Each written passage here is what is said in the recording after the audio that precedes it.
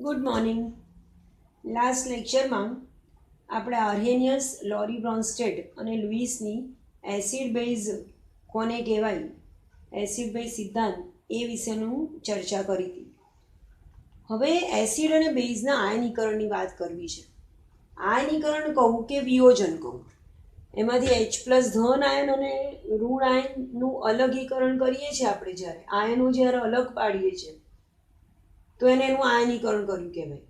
દાખલા તરીકે પરક્લોરિક એસિડ છે HClO4, એનું જ્યારે હું આયનીકરણ કરું છું તો H+ અને Cl O4- બને છે અને ક્લોરેટ આયન કહેવાય. એવી રીતે HCl કે જે હાઇડ્રોક્લોરિક એસિડ છે એનું આયનીકરણ કરું તો એક H+ અને એક Cl- છૂટો પડે. HBr હાઇડ્રોબ્રોમિક એસિડનું આયનીકરણ કરવાથી H+ અને Br-. એવી રીતે HI હોય, HI હાઇડ્રો આયોડિક એસિડ તો H+ અને I-. HNO3 નાઇટ્રિક એસિડ એનું આયનીકરણ કરું તો H+ અને NO3- છૂટો પડે.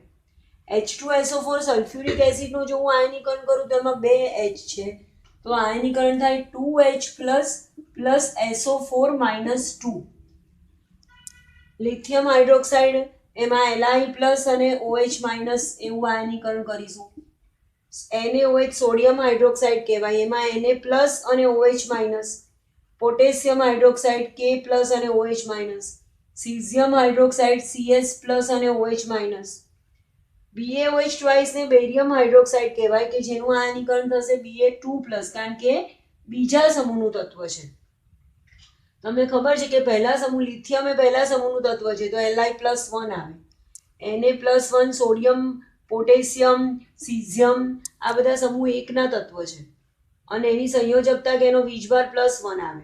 પણ બેરિયમ એ સમૂહ 2 નું તત્વ છે એટલે એની સંયોજકતા +2 આવે તો એની સાથે 2 OH- છૂટા પડે. તો આ બધા એસિડ કહેવાય કે જે H+ પ્રોટોન મુક્ત કરે છે. એ H+ નું દાન કરે છે એનો મતલબ કે આર્હેનિયસ એસિડ તરીકે વર્તે છે, અથવા તો એ પ્રોટોન મુક્ત કરે છે એનો મતલબ કે લોરી બ્રોન્સ્ટેડ એસિડ તરીકે વર્તે છે. અને જે OH- મુક્ત કરે છે અને આપણે આર્હેનિયસ સિદ્ધાંત પ્રમાણે બેઝ તરીકે વર્ગીકૃત કરીએ છીએ. હવે એસિડ અને બેઝમાં આપણે આગળ વાત થઈ ગઈ એ પ્રમાણે ફેરાડે વિદ્યુત વિભાજનનો જે નિયમ આપ્યો એના પ્રમાણે જે પદાર્થમાં આયનો હાજર હોય એ વિદ્યુતના વાહક છે, એને વિદ્યુત વિભાજ્ય કહેવાય. અને જેનું આયનીકરણ નથી થતું, દાખલા તરીકે સુક્રોઝ છે, ખાંડ C12H22O11 સુક્રોઝ, કે જેનું આયનીકરણ થતું જ નથી, જેમાં આયનો હાજર છે જ નહીં, તો એ વિદ્યુત અવિભાજ્ય કહેવાય. વળી પાછા આપણે આગળ વર્ગીકરણ કર્યું હતું કે જેનું સંપૂર્ણ આયનીકરણ થાય છે એ પ્રબળ વિદ્યુત વિભાજ્ય છે. તો આ જેટલા પણ મેં અહીંયા ઉદાહરણ લખ્યા છે એ બધામાં જો મેં એક જ તરફનો એરો કર્યો છે, મતલબ 100% આયનીકરણ થાય છે, 100%. એક 100 મોલ ધારો કે હું પરક્લોરિક એસિડના લઉં તો મને સામે 100 મોલ H+ ના અને 100 મોલ Cl O4- ના મળે છે. 100% આયનીકરણ થઈ જાય છે. તો જેનું સંપૂર્ણ આયનીકરણ થાય છે એને આપણે પ્રબળ એસિડ તરીકે ઓળખીએ છીએ, અથવા જેનું સંપૂર્ણ આયનીકરણ થાય છે એને આપણે પ્રબળ બેઝ તરીકે ઓળખીએ છીએ. બધા જ પ્રબળ એસિડ અને બધા જ પ્રબળ બેઝ અને ક્ષાર કે જેનું 100% આયનીકરણ થાય છે એ બધા પ્રબળ વિદ્યુત વિભાજ્ય છે. પ્રબળ વિદ્યુત વિભાજ્યની વ્યાખ્યા આપણે જોઈ ગયા કે બધા પ્રબળ એસિડ, બધા જ પ્રબળ બેઝ અને ક્ષાર કે જેનું સંપૂર્ણ 100% આયનીકરણ થાય છે એને આપણે પ્રબળ વિદ્યુત વિભાજ્ય કહીએ છીએ. અથવા તો વાઇસે વર્સા, કે જે પ્રબળ વિદ્યુત વિભાજ્ય હોય અથવા તો જે પ્રબળ એસિડ હોય એનું સંપૂર્ણ આયનીકરણ થાય. પણ જો નિર્બળ, આપણે ચેપ્ટરમાં નિર્બળ એસિડ અને નિર્બળ બેઝ વિશે ચર્ચા કરવાની છે. તો જે નિર્બળ એસિડ છે કે જેનું 100% કે સંપૂર્ણ આયનીકરણ નથી થતું એને નિર્બળ એસિડ કહેવાય. દાખલા તરીકે એસિડિક એસિડ CH3COOH, એમાં હું પ્રતિવર્તી પ્રક્રિયા બતાવીશ. કારણ કે એમાંથી CH3COO માઇનસ એસિટેટ આયન આને એસિટિક એસિડ કહેવાય અને એમાંથી H પ્લસ મુક્ત કરીને જે મળે એને હું એસિટેટ આયન કહું છું અને H પ્લસ માં એનું આયનીકરણ થાય છે અથવા તો આને હું જો આવી રીતે પ્રક્રિયા લખું તો અહીંયા આ H પ્લસ કોણે લઈ લીધો H2O એ તો H3O પ્લસ તો અહીંયા હું 100 મોલ એસિડિક એસિડના લેતી હોઉં તો મને 100 એ 100 નથી મળતા 100% આયનીકરણ નથી થતું એનો મતલબ કે આ જે છે એ નિર્બળ એસિડ તરીકે વર્તે છે અથવા તો એ નિર્બળ વિદ્યુત વિભાજ્ય પદાર્થ છે બીજો એક નિર્બળ એસિડનું ઉદાહરણ લઈએ તો HNO2 નાઇટ્રસ એસિડ અને એની H2O સાથે પ્રક્રિયા થાય તો આ એસિડ છે એટલે H પ્લસ ગુમાવશે તો NO2 માઇનસ અને H3O પ્લસ નીપજ મળે HF ની H2O સાથે પ્રક્રિયા કરું તો F માઇનસ અને H3O પ્લસ મળે તો આ બધા નિર્બળ એસિડ છે કેમ કારણ કે એનું સંપૂર્ણ આયનીકરણ નથી થતું ફક્ત પુરોગામી પ્રક્રિયા નથી થતી અમુક સમય પછી એમાં સંતુલન સ્થપાય છે અને પરિણામે સંપૂર્ણપણે એનું વિયોજન કે આયનીકરણ નથી થતું તો જે પણ નિર્બળ એસિડ છે એને આપણે એને સામાન્ય રીતે આવી રીતે બતાવીએ HA plus H2O gives A minus plus H3O plus આ એસિડ છે HA માંથી A માઇનસ બન્યો એનો મતલબ શું કે એને H પ્લસ ગુમાવ્યો એટલે એ લોરી બ્રોન્સ્ટેડ એસિડ છે તો આ જે A માઇનસ છે એને નો સંયુગ્મી બેઝ કહેવાય અને H2O માંથી H3O પ્લસ બને જેનો મતલબ કે H2O એક H પ્લસ નો સ્વીકાર કર્યો તો આને આપણે લોરી બ્રોન્સ્ટેડ બેઝ કહીએ છીએ જે પદાર્થ H પ્લસ નો સ્વીકાર કરે એને બેઝ કહીએ છીએ આ તો H3O પ્લસ જે મળ્યો એને એનો H2O નો સંયુગ્મી લોરી બ્રોન્સ્ટેડ સંયુગ્મી એસિડ કહેવાય હવે તમને મેં જ્યારે લોરી બ્રોન્સ્ટેડ વ્યાખ્યા સમજાવી હતી ત્યારે એવું કીધું હતું કે જો એસિડ પ્રબળ હોય તો એનો સંયુગ્મી બેઝ નિર્બળ હોય એનું કારણ સમજાવું છું વાઇસે વર્સા કે જો એસિડ નિર્બળ હોય તો એનો સંયુગ્મી બેઝ પ્રબળ હોય જો બેઝ પ્રબળ હોય તો એનો સંયુગ્મી એસિડ નિર્બળ હોય અને જો બેઝ નિર્બળ હોય તો એનો સંયુગ્મી એસિડ પ્રબળ હોય એવી રીતે એકબીજા સાથે કનેક્ટેડ હોય હવે એસિડ પ્રબળ છે ધારો કે HCl એસિડ તરીકે લઈએ પ્રબળ એસિડ છે અને એની H2O સાથે પ્રક્રિયા કરીએ છીએ તો જે Cl માઇનસ અને H3O પ્લસ બન્યો તો આ Cl માઇનસ ને એનો સંયુગ્મી બેઝ કહેવાય આ કેવો હશે નિર્બળ કેમ જેટલો આ એસિડ વધારે પ્રબળ છે એટલી એની H પ્લસ ગુમાવવાની વૃત્તિ વધારે હોય પ્રબળ એસિડ કોને કહેવાય કે જે સરળતાથી H પ્લસ નું દાન કરે એ પ્રબળ એસિડ કહેવાય અને જે સરળતાથી H પ્લસ નો સ્વીકાર કરે એ પ્રબળ બેઝ કહેવાય પ્રબળ એસિડ અને પ્રબળ બેઝને આપણે આવી રીતે સમજાવી શકીએ કે જે પદાર્થ H પ્લસ નો સરળતાથી સ્વીકાર કરે ઝડપથી સ્વીકાર કરે એ પ્રબળ એસિડ કહેવાય જેટલી ઝડપથી કે જેટલી સરળતાથી H પ્લસ સ્વીકારી લે એટલો એ પ્રબળ બેઝ કહેવાય અને જે પદાર્થ H પ્લસ નું સરળતાથી દાન કરે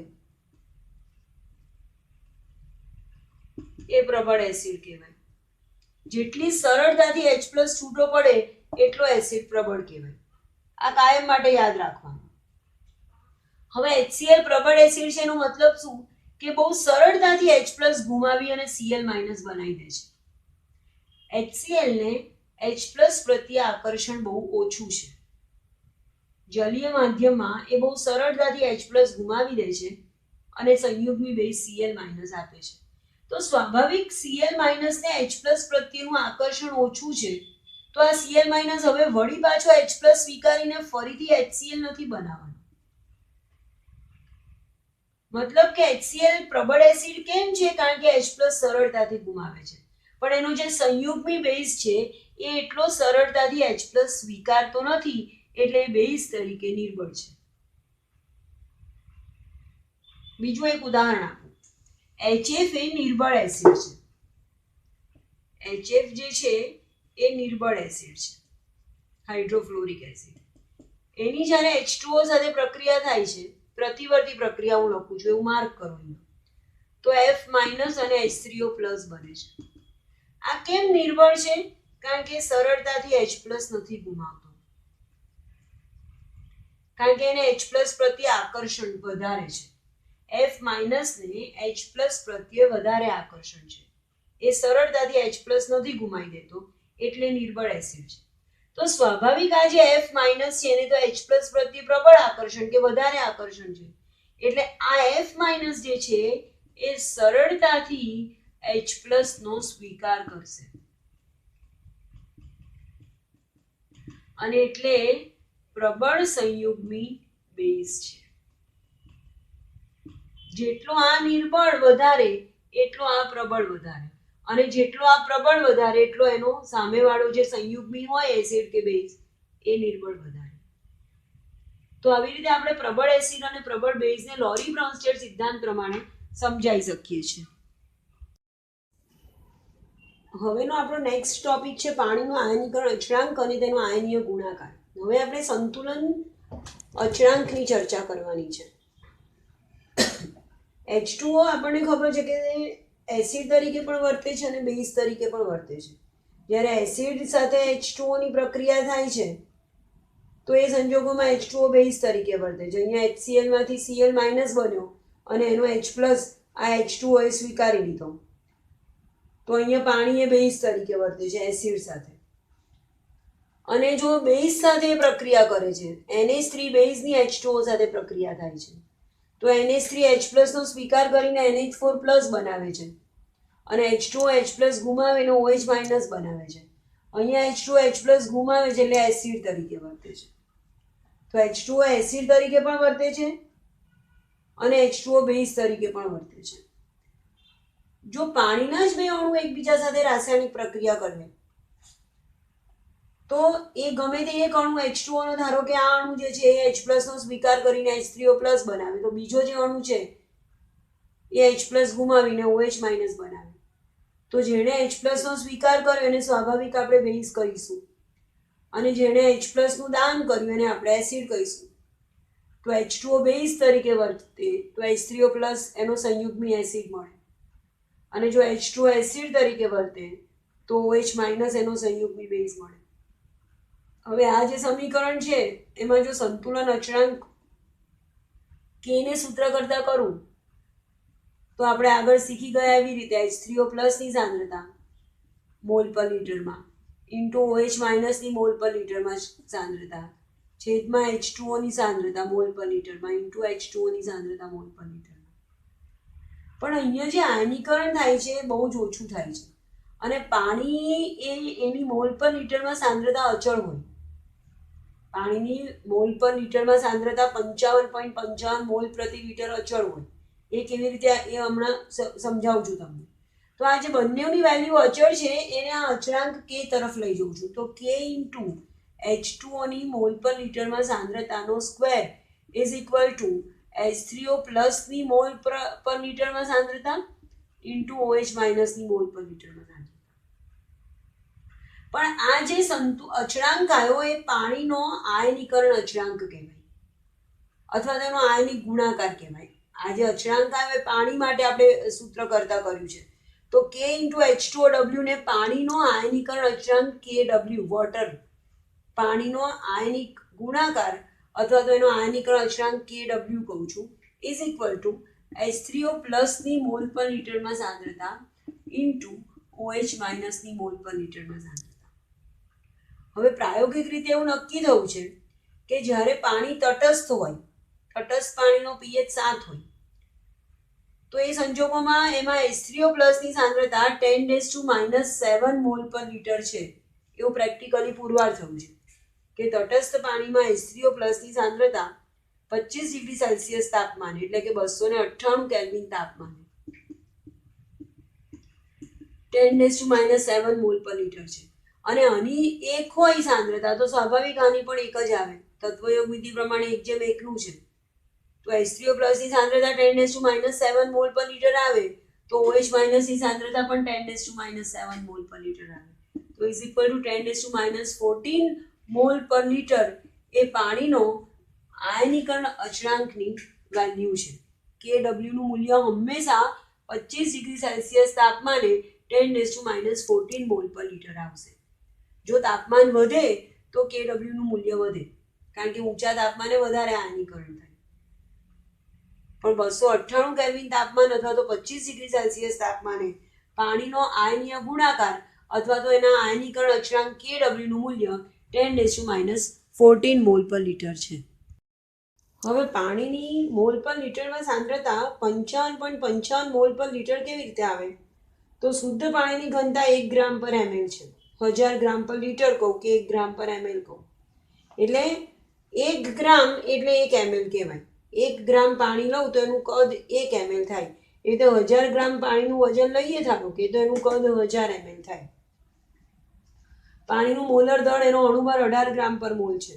તો મોલારિટીના સૂત્રમાં કિંમત મૂકું છું, વજન 1000 ગ્રામ છેદમાં અણુભાર ગુણ્યા 1000 અને છેદમાં કદ 1000 ગ્રામ. વજન પણ 1000 ગ્રામ અને કદ પણ 1000 ગ્રામ.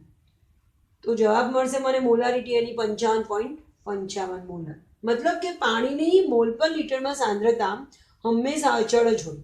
એટલે આપણે જે KW નું સૂત્ર તારવ્યું એમાં H2O ની મોલ પર લીટરમાં સાંદ્રતાને અચળાંક તરફ લઈ ગયા. હવે આ બધા પછી તમને એક અગત્યની વસ્તુ અહીં એવી જાણવા મળે કે એવું કોઈ પણ દ્રાવણ કે જેમાં H+ ની સાંદ્રતા OH માઇનસ કરતાં વધારે છે, જ્યારે H+ અને OH માઇનસ સરખા હોય તો એ પાણી બની જાય તટસ્થ પાણી. જ્યારે H3O+ અને OH માઇનસ સરખા છે તો એ તટસ્થ દ્રાવણ કહેવાય. પણ જો H+ વધારે છે, H3O+ ની સાંદ્રતા ગ્રેટર ધેન OH માઇનસ, તો એસિડિકતા વધારે છે, એસિડિક છે દ્રાવણ એવું કહેવાય. અને જો OH માઇનસ વધારે છે, ધારો કે આપણી પાસે 10 OH માઇનસ છે અને 5 જ H3O+ છે, તો 5 H3O+ 5 OH માઇનસ સાથે પ્રક્રિયા કરે અને પાણીના અણુ બનાવી દે. 10 પાણીના અણુ બને, પણ હજી 10 માંથી 5 જ વપરાયા, 5 OH માઇનસ તો બાકી રહ્યા.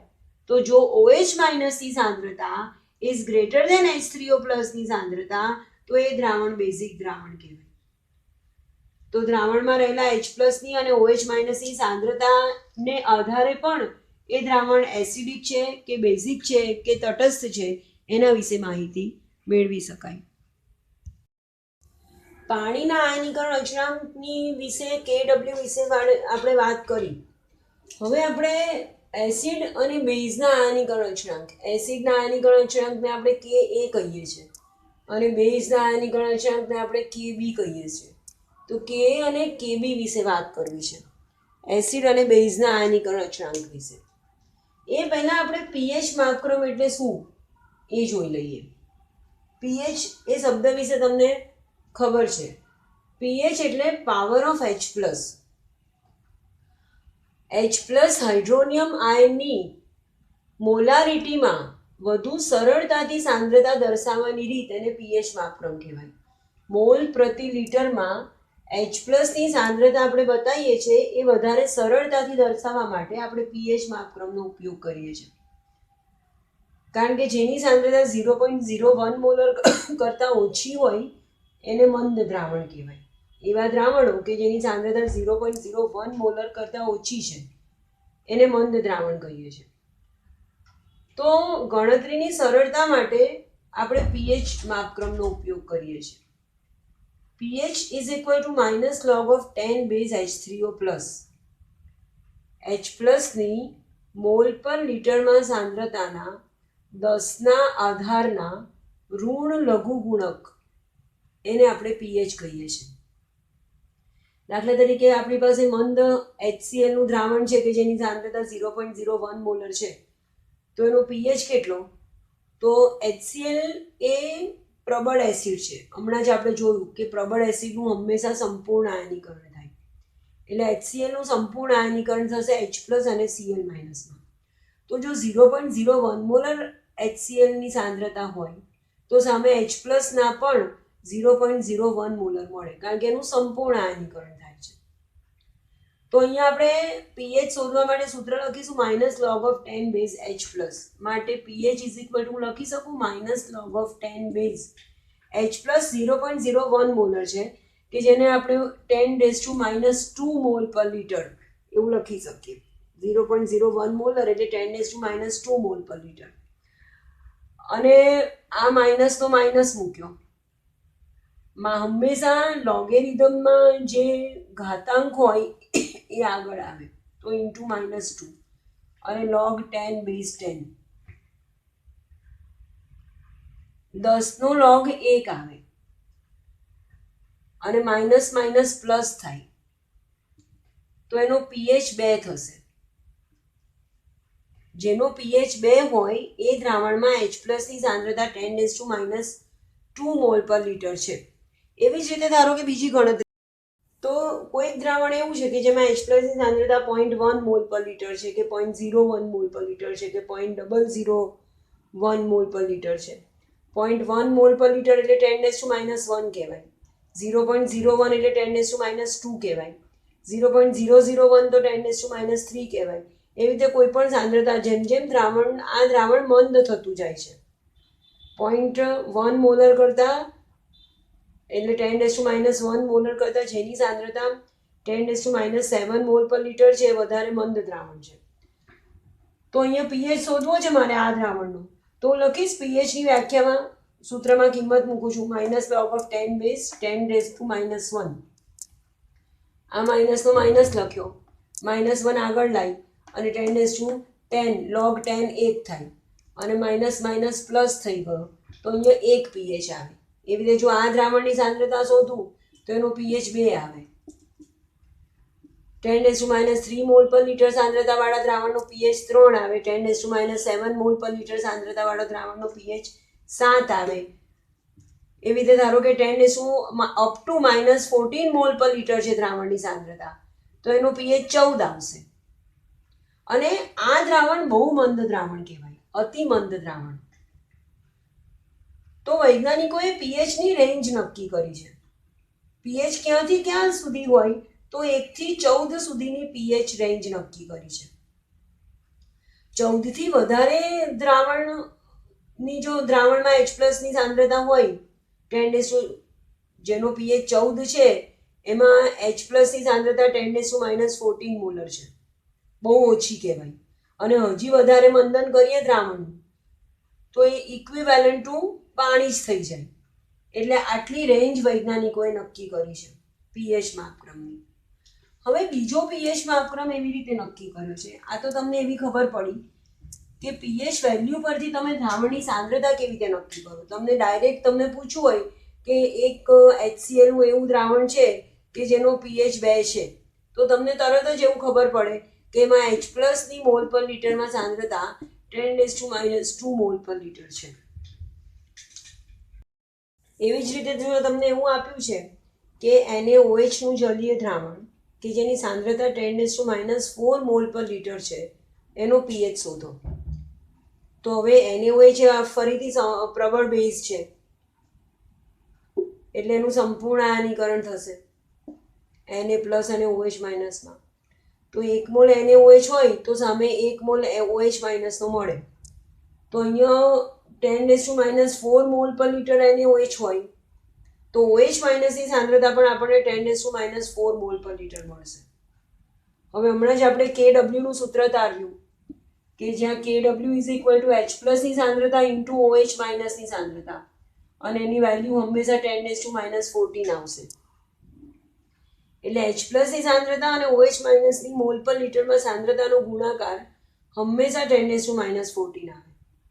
તો અહીંયા જો OH- ની 10⁻4 મૂકી દઉં તો H+ ની મને મોલ પર લીટરમાં સાંદ્રતા ગણતરી કરું તો 10⁻10 મોલ પર લીટર મળે. અને આ દ્રાવણનો જો મારે પીએચ શોધવાનો હોય તો pH is equal two minus log of 10 base H+ માં માઇનસ લોગ ઓફ 10 બેઝ 10⁻10 મૂકવું પડે. અને એ પ્રમાણે ગણતરી કરીએ તો એની પીએચ 10 આવશે. તો આવી રીતે આપણે બેઝિક દ્રાવણ હોય કે એસિડિક દ્રાવણ હોય એના પીએચ મૂલ્યની ગણતરી કરી શકીશું. શુદ્ધ પાણીની વાત કરીએ તો શુદ્ધ પાણીમાં H+ અને OH- બંનેની સાંદ્રતા સરખી હોય. બંનેની સાંદ્રતા 10⁻⁷ મોલ પર લિટર હોય. એટલે શુદ્ધ પાણીનો pH શોધવો હોય તો -log(10 બેઝ H+ ની સાંદ્રતામાં ગણતરી કરીએ તો જેનો pH 7 હોય એ તટસ્થ દ્રાવણ કહેવાય. જેનો pH 7 છે શુદ્ધ પાણી અથવા તો તટસ્થ દ્રાવણનો pH હંમેશા 7 હોય કે જે એસિડિક પણ નથી અને બેઝિક પણ નથી. હવે એસિડિક દ્રાવણ કોને કહેવાય કે જેમાં H+ ની સાંદ્રતા વધારે હોય. 10⁻⁷ મોલ પર લિટર પાણી તો તટસ્થ થઈ ગયું. તો 10⁻⁷ મોલ પર લિટર કરતાં વધારે H+ હોય તો એને એસિડિક દ્રાવણ કહેવાય. વધારે એટલે 10⁻⁶ મોલ પર લિટર કે 10⁻⁵ મોલ પર લિટર, 10⁻⁴ મોલ પર લિટર, આ બધા 10⁻⁷ કરતાં મોટી વેલ્યુ છે. તો જેમાં H+ ની સાંદ્રતા 10⁻⁶ મોલ પર લિટર છે એનો pH 6 આવે, અહીંયા 5 આવે. ધારો કે H+ ની સાંદ્રતા 10⁻⁴ મોલ પર લિટર છે તો pH 4 આવે. મતલબ કે જે એસિડિક દ્રાવણ છે કે જેમાં H+ ની સાંદ્રતા 10⁻⁷ મોલ પર લિટર કરતાં વધારે છે, આ બધી વધારે છે, તો એનો pH હંમેશા 7 કરતાં ઓછો આવે. બેઝિક દ્રાવણ કોને કહેવાય કે જેમાં H+ ની સાંદ્રતા 10⁻⁷ મોલર કરતાં ઓછી હોય, જેમાં OH- નું પ્રમાણ વધારે છે એ બેઝિક દ્રાવણ કહેવાય. અને OH- વધારે છે એનો મતલબ કે H+ ઓછા છે. તો H+ જેમાં 10⁻⁷ મોલ પર લિટર કરતાં ઓછા હોય એ બધા દ્રાવણને આપણે બેઝિક દ્રાવણ કહીએ છીએ. 10⁻⁷ મોલ પર લિટર કરતાં ઓછી સાંદ્રતા એટલે 10⁻⁸ મોલ પર લિટર સાંદ્રતા હોય H+ ની તો આ 10⁻⁷ કરતાં ઓછી થાય એવું સમજો છો તમે. 10⁻⁹ હોય, 10⁻10 હોય, 10⁻14 હોય, તો આ બધી સાંદ્રતા 10⁻⁷ કરતાં ઓછી છે. તો અહીંયા pH કેટલો આવે? 8. અહીંયા દ્રાવણનો pH 9 કહેવાય, 10 કહેવાય, 14 કહેવાય કે જે >7 છે. તો જ્યારે pH 7 કરતાં વધારે હોય અથવા H+ ની સાંદ્રતા 10⁻⁷ મોલ પર લિટર કરતાં ઓછી હોય એ દ્રાવણને આપણે બેઝિક દ્રાવણ કહીએ છીએ. અને જેમાં H+ અને OH- ની સાંદ્રતા સરખી હોય એ દ્રાવણને આપણે તટસ્થ દ્રાવણ કહીએ છીએ. તો pH માપક્રમને આપણે એક આવી રીતે સમજી શકીએ કે જેનો pH 7 છે એ તટસ્થ દ્રાવણ કહેવાય. જેનો pH 7 કરતાં ઓછો છે એ એસિડિક દ્રાવણ કહેવાય. અને જેનો pH 7 કરતાં વધારે છે એ બેઝિક દ્રાવણ કહેવાય. અહીંયા pH 1 નો મતલબ શું કે અહીંયા H+ ની સાંદ્રતા 10⁻⁻1 મોલ પર લિટર છે. pH 2 નો મતલબ એના કરતાં ઘટી ગઈ સાંદ્રતા 10⁻² મોલ પર લિટર. pH જેનો 3 છે એમાં H+ ની સાંદ્રતા 10⁻³ મોલ પર લિટર. એમ કરતાં કરતાં ધીરે ધીરે આમ જઉં છું એમ સાંદ્રતા H+ ની ઘટતી જાય છે, એસિડિકતા ઘટતી જાય છે અને બેઝિકતા વધતી જાય છે. તો આવી રીતે આપણે pH વેલ્યુથી પ્રબળ એસિડ પ્રબળ બેઝની ગણતરી કરી શકીએ. હવે Kw પાણીનો આયનિક ગુણાકાર H3O+ × OH- ની સાંદ્રતા આપણે જોઈ 10⁻14. તો બંને બાજુ જો લોગ લઈ લઉં તો લોગ લઉં છું -log(10 base Kw -log(10 base H3O+, અને લોગેરિધમમાં ઇન્ટુ એટલે પ્લસ કહેવાય તો પ્લસ -log(10 બેઝ OH-. હવે Kw ની વેલ્યુ 10⁻14 આપણે જોઈ ગયા તો -log(10 બેઝ Kw ને બદલે 10⁻14 મૂકું છું. આ તો pH નું સૂત્ર છે, -log(10 બેઝ H3O+, તો pH મૂકું છું. અને -log(10 બેઝ OH- એને POH કહેવાય. જેવી રીતે H3O+ ની સાંદ્રતાના 10ના આધારના ઋણ લઘુગુણકને pH કહેવાય, એવી રીતે OH- ની સાંદ્રતાના 10ના આધારના ઋણ લઘુગુણકને POH કહેવાય. અને આ વેલ્યુ તો 14 આવે, -log(10 બેઝ 10⁻14 એટલે તો 14 કહેવાય. તો pH અને POH નો સરવાળો હંમેશા 14 થાય, એ યાદ રાખો છો. તમને એવું કીધું હોય કે કોઈ HCl નો દ્રાવણ છે એનો pH 6 છે, તો એનો pOH કેટલો હોય તો 14 માંથી 6 માઇનસ કરી અને એનો pOH તમે શોધી શકો છો. Kw નું મૂલ્ય તાપમાનની સાથે સાથે બદલાય છે. 298 કેલ્વિન તાપમાને Kw નું મૂલ્ય 10⁻14 મોલ પર લિટર છે. તાપમાન વધે તો Kw નું મૂલ્ય વધે છે, પણ pH નું મૂલ્યમાં તાપમાનમાં ફેરફારથી કોઈ ફેરફાર થતો નથી, અથવા તો જે ફેરફાર થાય છે એટલો બધો નગણ્ય હોય છે કે આપણે એને અવગણી શકીએ છીએ. હવે pH નક્કી કરવા માટે આપણી પાસે અલગ અલગ ટાઈપના સાધનો હોય છે, પણ જો આશરે pH નક્કી કરવો હોય લગભગ pH, તો એના માટે pH પેપર વપરાય છે કે જેમાં રંગ પરથી એ pH પેપરને કે pH પટ્ટીને તમે જે દ્રાવણનું pH માપવાનું હોય એમાં ડુબાડી દો તો એક ચોક્કસ રંગનું પટ્ટી પર ચોક્કસ રંગ દેખાશે તમને. તો જે રંગ દેખાય એને આધારે તમે લગભગ pH નક્કી કરી શકો છો. પણ જો એક્ઝેક્ટ pH માપવી હોય તો એના માટે pH મીટર નામનું સાધન આવે છે કે જેના દ્વારા તમે એક્ઝેક્ટ pH માપી શકો છો. તો આજે આપણે pH એટલે શું અને pH ના માપન પરથી દ્રાવણ કેટલું એસિડિક કે કેટલું બેઝિક છે એની માહિતી મેળવી શકીએ એ વિશે ચર્ચા કરી. નેક્સ્ટ લેક્ચરમાં આપણે આને લગતા થોડાક દાખલા જોઈશું અને એસિડ અને બેઝના સંતુલન અક્ષાંક વિશે ચર્ચા કરીશું. Thank you.